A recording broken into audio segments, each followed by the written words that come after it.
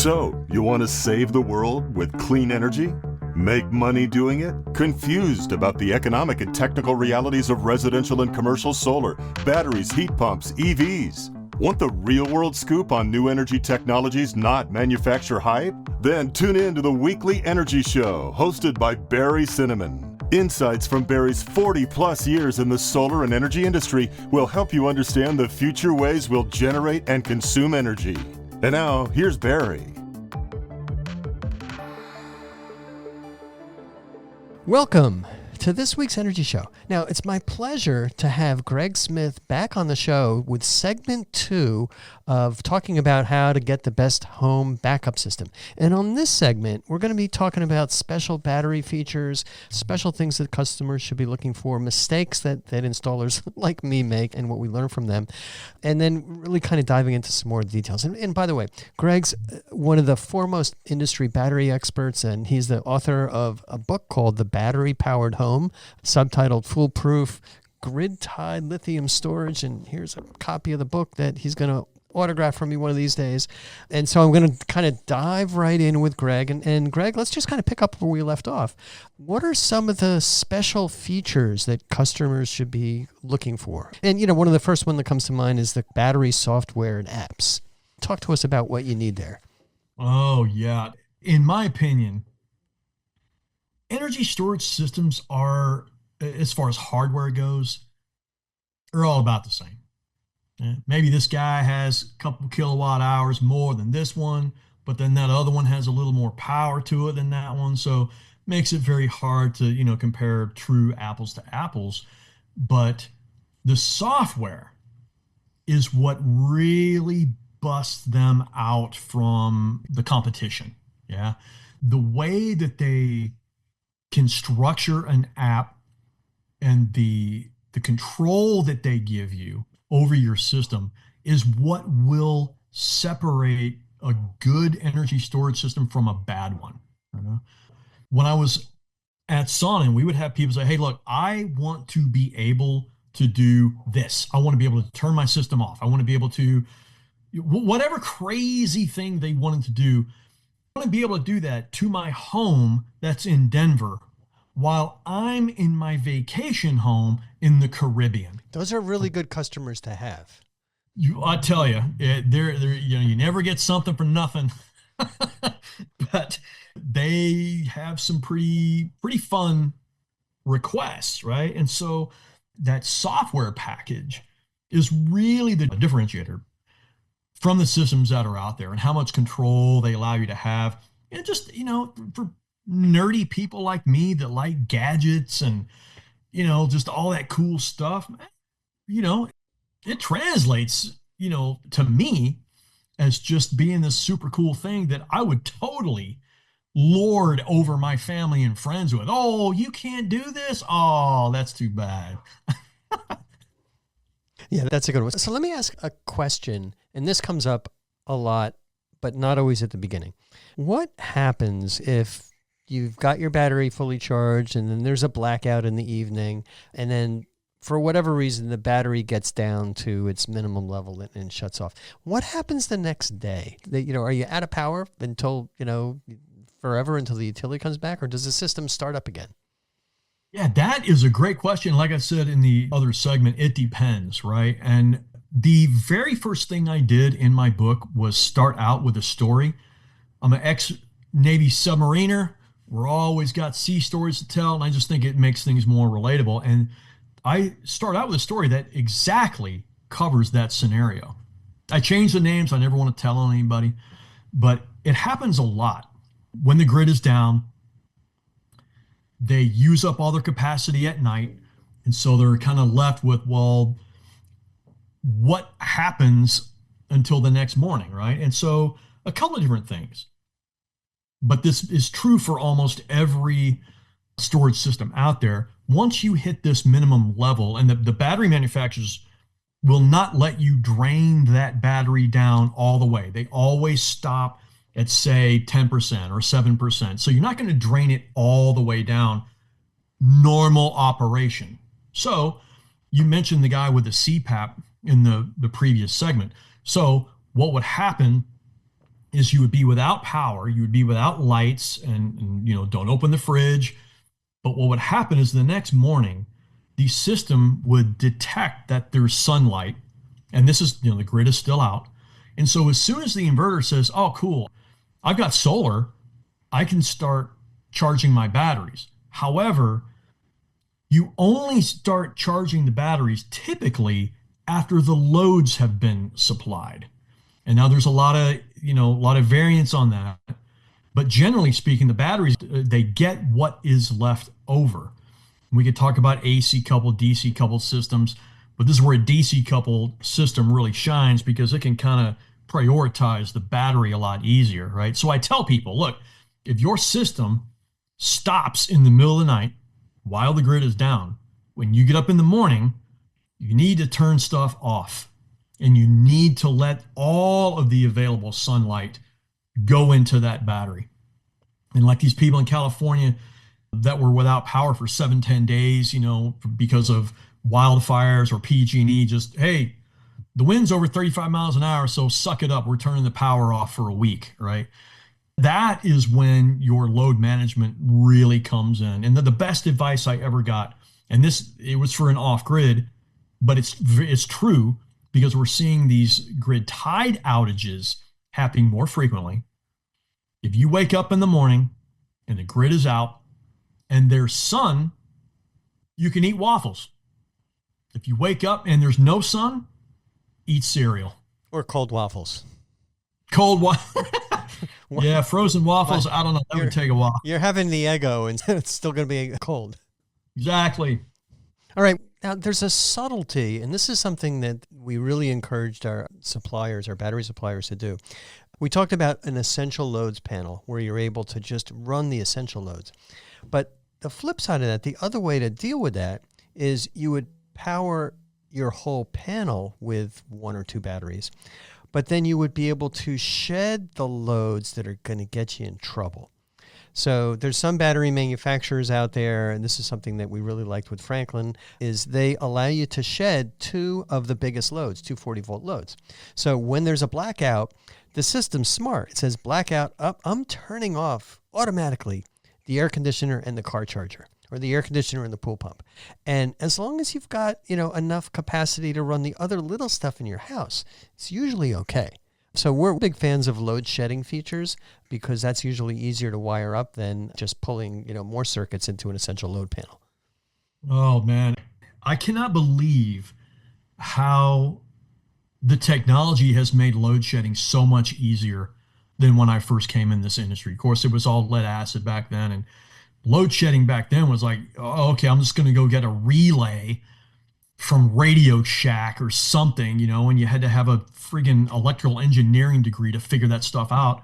But now manufacturers, like Franklin, have made it so easy to be able to load shed. And what that means is you are turning loads off that would cause too much of a burden on your energy storage system. And there are companies that have excelled at this specific application, like Lumen, smart panels, things like that. I love those guys. What's the other one? Well, SPAN provides load shedding on everything in your house. Exactly, SPAN, right? So what they do is they have a smart panel, which is why, and this is kind of another thing people call modules panels all the time, but now with the advancement of these smart AC panels, I actually had a customer who was like, yeah, you're gonna have to go to the panel and do this. And the guy's like, why would I go up on the roof to do that? I'm like, no, the wrong panel. Like, go in the garage. But Lumen and SPAN, I think they own the lion's share of this application. But yeah, you're right. They had these smart breakers, and the breakers are programmable. And you can just tell it, hey, look, if the grid goes down, I need you to turn off my walk-in humidor and turn off the west wing of the house and, whatever crazy stuff that you can do. But all of that is at your disposal, and it's all on an app. Like, everything's on an app now. So it makes it so much easier to extend the life of your system. If it was up to me, and sometimes it is because I do consulting on the side, I always recommend a smart panel. It just makes so much sense. Yeah. We like the smart panels sometimes, but that's a big cost to put in. But that's why we like the ability for people with a Franklin, or some other companies are starting to do this, where it's kind of built in, where if you put in a Franklin system, you can automatically shed two of the biggest loads, put in two batteries, whatever. And that's usually the most cost-effective way to go for customers. And it's built in. You don't have to buy a separate panel. Well, the other thing you can do is you can have a generator connected into the system. What's your experience with connecting, a portable, a smaller Home Depot type generator, or a larger, 15, 20 kilowatt gas powered generator, natural gas generator? Well, I've got a lot of experience with that. And generators are a tricky thing, right? Because it's this power source that goes into this energy storage system that's not owned by any of the ESS manufacturers, right? It's this third party entity, this thing that lives there that may or may not get used all the time, right? Depending on the application. So generally speaking, for grid tied systems, and this is another thing, like your area better than the manufacturer. Okay. You know how many times the grid goes out a year. You know how long it goes out. And so generally speaking, most customers, if they only have 2 or 3 grid outages and they last maybe an hour, like me, I wouldn't need a generator. It's another expense that I just wouldn't need. And then of course I'm in an HOA and they wouldn't let me have a generator here anyway, right? So you never get something for nothing. But if you're in an area with frequent outages, like for example, Puerto Rico, we're doing a lot of business down in Puerto Rico. And I always recommend a generator for areas like that, because your utility company invests hundreds and hundreds of thousands of dollars in backup power in case that primary source goes down. So why wouldn't you do the same thing if the sun or your grid is not reliable? And you damn sure, if you're off grid, you better have a generator. And the dirty little secret of that is you may run your Jenny 300 to 400 hours a year being off grid.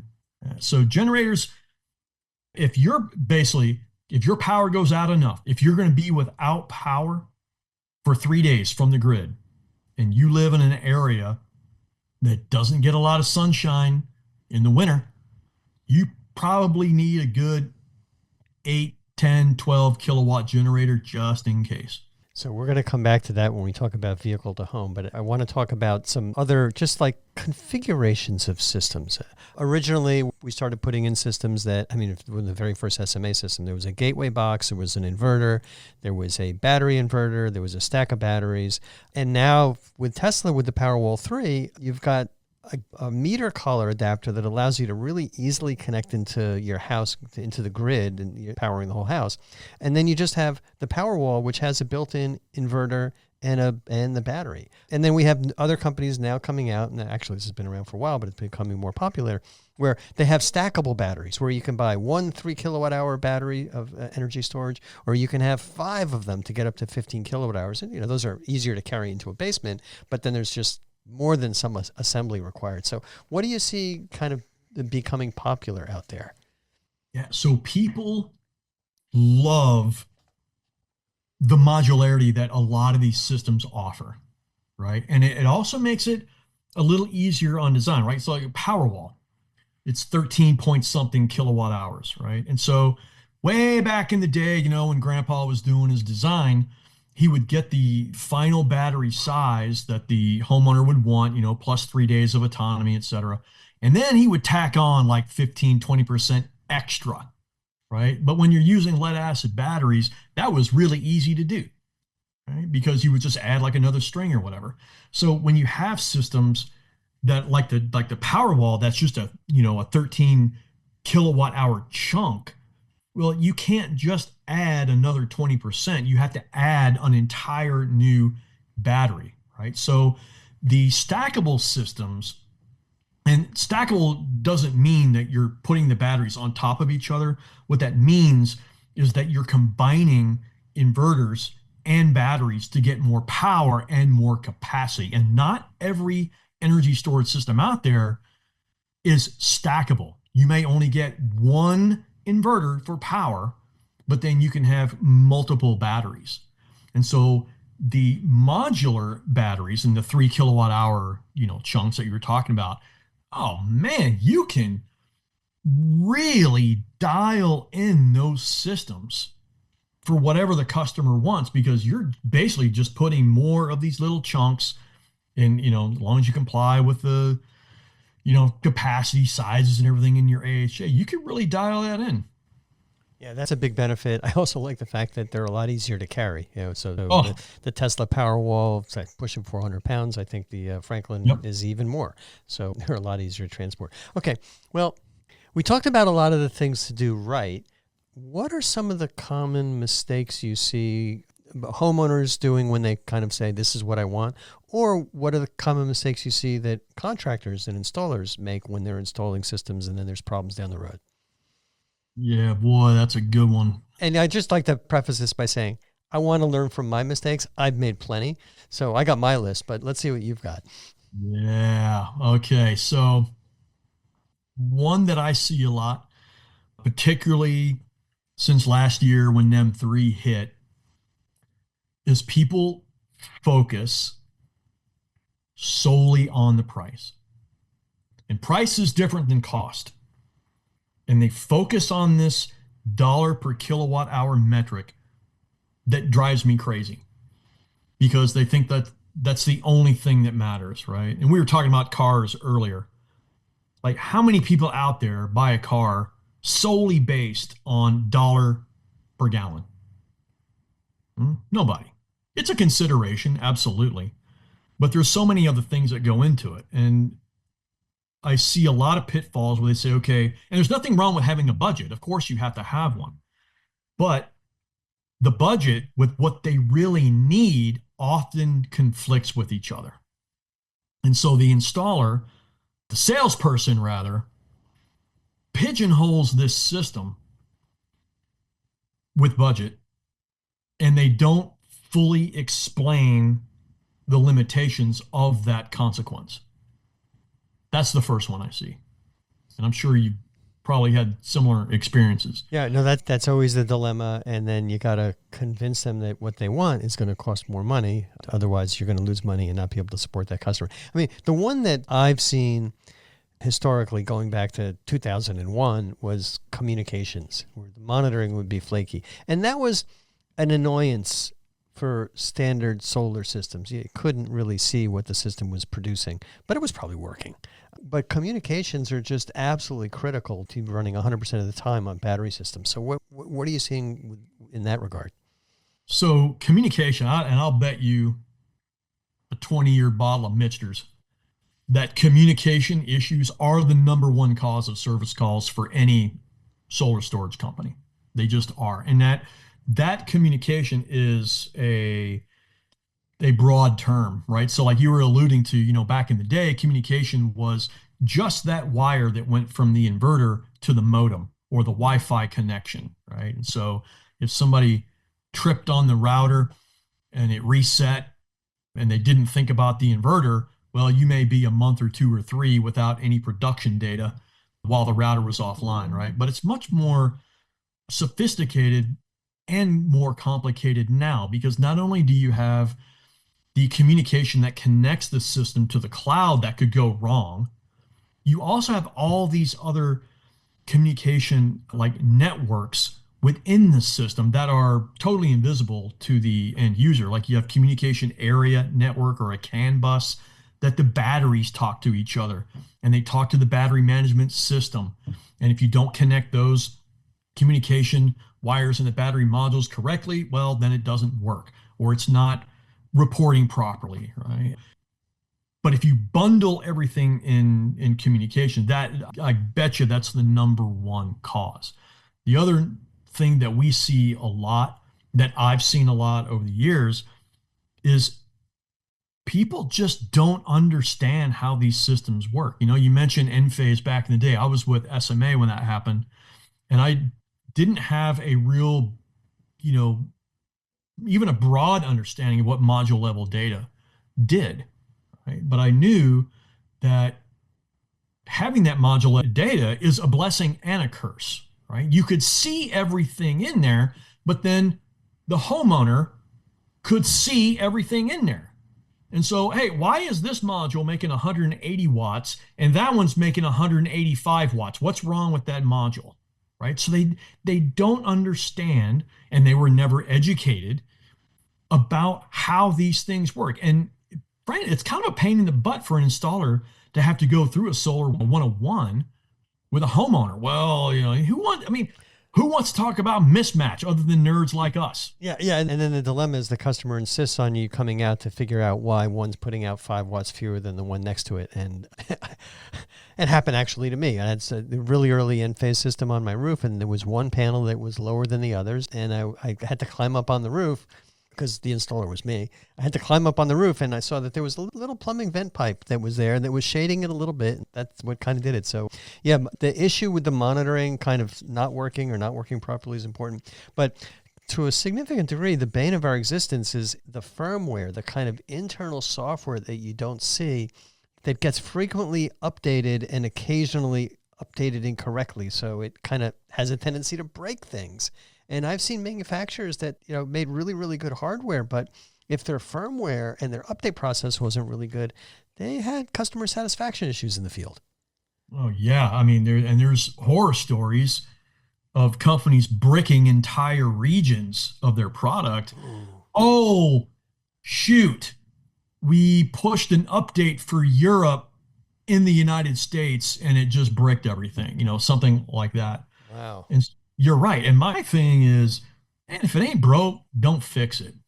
But I understand there's product enhancements that come out and you have to be able to, to reach your customer. And matter of fact, almost every energy storage system provider requires internet connection for those software updates. Well, just, an example of that is we're getting a lot of calls from SunPower system owners that had I forgot what their battery was called. Some name started with an A. But the battery box is still there, but SunPower is bankrupt. They're gone. And there's nobody running that software. So their battery system doesn't work. Their solar panels on the roof will still work. Their microinverters will still work. But the battery system is just completely bricked because there's no intelligence left to help communicate. Yeah, and that's another great thing that you bring up. And the battery management system it's the brains of that battery. Right? It tells a battery how fast, how much to charge and discharge. It's looking at all the safety features. It's monitoring the health of the battery, just like your phone, right? We all have smartphones now, and your phone behaves the exact same way that an energy storage system would, right? Like your phone does not like to be left on the dash of your car in the summertime. It doesn't like to be cold, right? And so these things behave the same way.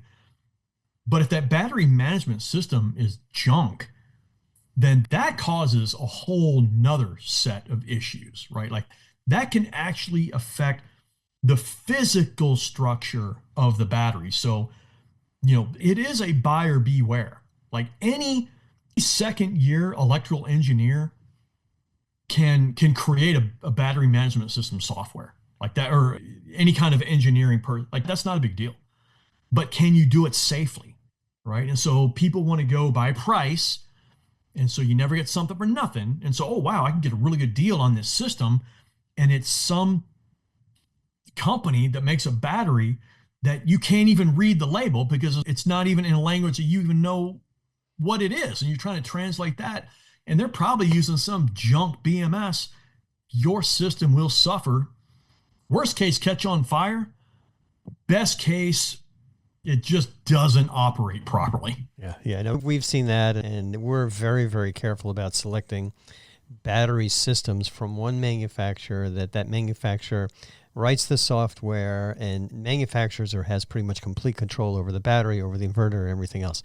Well, all right, I want to come back to one topic that I just kept putting off a little bit called vehicle to home, and how you can really back up your home on that winter day where it's cloudy and rainy or snowy for 3 days and there's no sun to recharge your system. Talk to me about what you see happening with using a vehicle as backup for your home solar system. I love talking about this now. 5 years ago, I was not a fan of EV2H. Basically, using your electric vehicle to power your home. Right? And I wasn't a fan of it because I'm like, well, why would you want to, needlessly discharge an EV that may only get 2 or 3 thousand cycles during its lifetime, right? And that was just the left brain in me, overriding all the other things that can happen. But a good friend of mine, anyway, he changed my mind on this whole EV2H. And I'm glad he did because there's a lot of utility in it. And it's not like you're using your car to power your home every day in like an off-grid scenario, although this guy does. It's an application that can be used in parallel with an existing energy storage system if you have it. Or if you don't have it, depending on the sophistication of the EV2H software, you can use it the same way. Yeah. So there are some things that the homeowner would have to have. First of all, your EV has to have a bidirectional charger. So if you're in the market and you want to look for one, you have to ask, does this have a bidirectional charger? And the 6 or 7 different Tesla models that are out there, only 3 of them have a bidirectional charger. So they're the only ones that would be able to do this. The Ford Lightning, I think BMW has one. And so you have to ask about that. And then you have to have the EV2H technology in your garage. You have to have this charger that allows that to happen. And then depending on what you want to do, you almost always have to have an automatic transfer switch of some type. Right? And different manufacturers call it a different thing. Tesla, they don't call it that. They call it a gateway. This sounds sexier than ATS, right? So all of these things are required for this technology. And like I said, depending on the sophistication of the app, you can set that car up to charge from the grid and then to discharge during specific times of the day. And you could even have it discharge when the grid goes down. Can you imagine? You don't even have to buy this little dinky energy storage system, stationary storage system. You could just buy an EV and you plug in and you're good to go. Yep. So this is something that is really exciting to me, kind of looking forward, looking for ways for homeowners to absolutely minimize their expenses to buying utility electricity. And one of the dilemmas is, well, you can put in a humongous solar system and a lot of batteries. But as we discussed, in the first segment, it depends so much on the home's load that your 10, 20, 30 kilowatt hours of energy storage, it still might not be enough. So one of the things that we realize is, and we also looked very carefully at what Sunrun was doing with their Brightbox EV charging system that was connected to the Ford Lightning, and it connected up to the Ford Lightning's charging port, and it had a built-in inverter in this system, not in the car. It had a transfer switch, it had a black start battery, it had a lot of complexity. And we were interested in installing it, but I couldn't really find very many installers that had a pleasant experience with that. So I think that didn't work well, but that was 2 or 3 years ago. Last year, we got a Ford Lightning for our fleet. We don't use it to schlep solar panels and batteries around. We're usually using it for shows and salespeople and some commercial projects.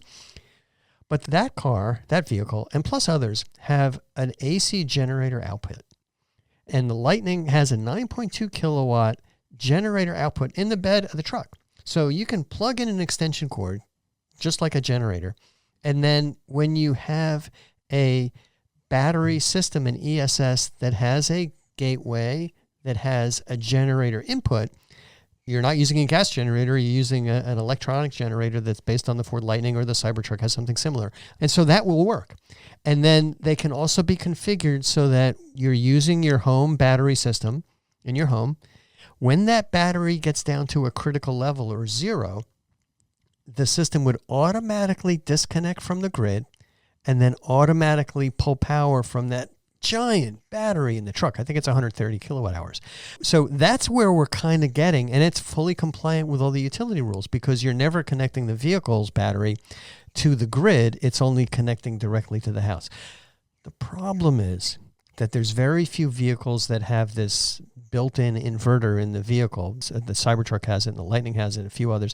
Most of the companies are doing this where they're going to be able to use the basic car's charging port, and DC is going to come out of the vehicle, which would then go into the stationary inverter. But we're very excited about this technology. And on the contrary, utilities are terrified of this technology. But that's just, you can't stop technology. And my view is, you've got a 20 or 30 kilowatt hour battery system at home, and you've got that vehicle in your garage. And when your battery's dead, you use that vehicle power. And if you have 3 or 4 days of bad weather, worst comes to worst, you can just drive that giant battery to a high-speed charging station, top it off, and come home.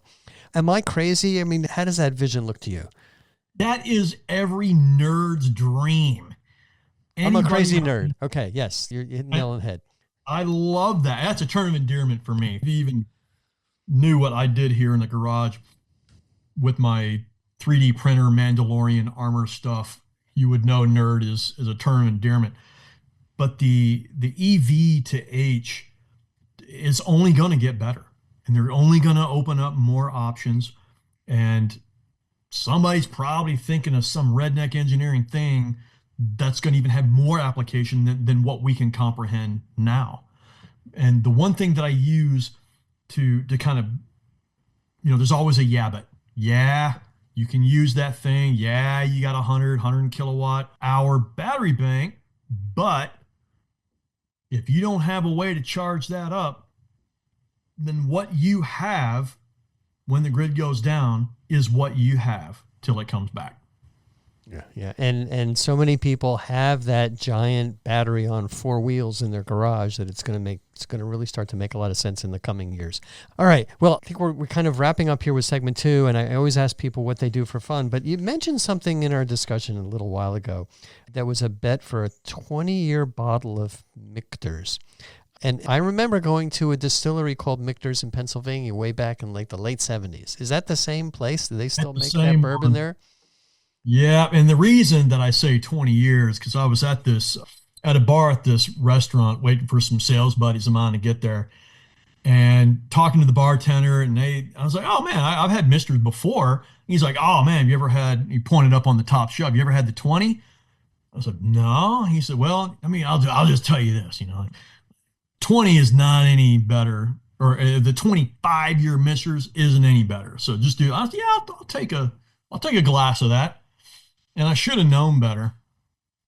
But when the sales guys came in, they're, hey, Smitty, let's go. And I got the bill, and I should have realized top shelf. And the guy gave me a free appetizer from the from the kitchen. I got that tab, and it was $150 for basically 2 ounces of this whiskey. But I tell you what, it was worth every sip. I probably wouldn't do it again, but I really enjoyed that. Anyway, that's my benchmark now. Whenever I want to make a bet that I know I'll win, I use that. Well, I've got a 45-year bottle of Michter's, but wait a minute. It's really a bottle that I bought 45 years ago at the distillery, and I still have some left in the bottom because I kind of liked it. So it's probably lost something and faded away, whatever. It doesn't really age the same way if it's just in a glass bottle, but it's just one of the bourbon distilleries that I remember going to. All right, backing up in all due seriousness, what do you do for fun besides batteries? Man, so I barbecue a lot. I even have my own YouTube channel for that, along with writing a book back in 2020. I took Aaron Franklin's barbecue masterclass, and he's a big time barbecuer down in Texas, of course. And I just really enjoy that. I love sitting out there. I love babysitting a big 15-pound brisket all day. And I got really good with chicken wings. And if I'm not barbecuing, then I'm doing something out here on my workbench, 3D printing. I don't know if we saw each other at RE Plus this last time, but I have a full 3D printed Mandalorian costume. And I mean, here's wow. There it is. So a lot of TLC in there. So I spend a lot of time doing that for 5 hours during Halloween, and then that's about it. But yeah, play a little guitar, hang out with the kids, go camping, it's the usual stuff. Yeah, yeah. All right. Well, that's really cool. How can people get in touch with you? So I've got an author's website, was probably the best way to get a hold of me, and that's at snarkysolarguy.com. And my brother-in-law actually came up with that. He's like, dude, just use this one. It's perfect. So yeah, that's my author website. And then, I do blogs. I upload things to that. I do a lot of videos, kind of the same stuff you do, real educational stuff, kind of down to earth, like cut to the chase stuff to really educate people about our industry. Well, it's great to have people like you, for so many years in our industry and, continuing to plugging away. So that's all the time we have on this week's Energy Show. Thanks, Greg, for joining me on this podcast. And, by the way, if you're just tuning in, this is segment 2 of the podcast we did with Greg Smith. Feel free to tune into segment 1. And if you missed any of today's show, you can always go to the Energy Show website at energyshow.biz and listen to the podcasts.